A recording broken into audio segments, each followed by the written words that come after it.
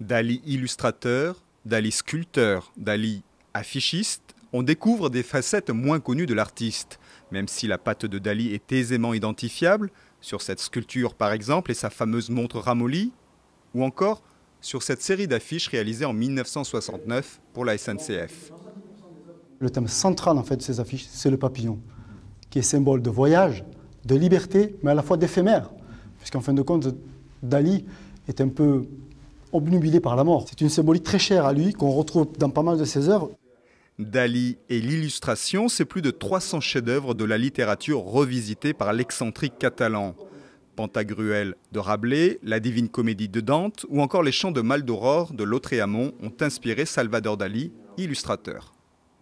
Une très très grande majorité de gens ne connaissent Dali qu'à travers la peinture. Ce qu'il faut savoir, c'est que la peinture pour Dali ne représente que 10 à 15% de la totalité de son travail. Dali, pour moi, il est le plus grand artiste du XXe siècle. Pour une raison assez simple, c'est qu'il est l'artiste le plus complet qui soit.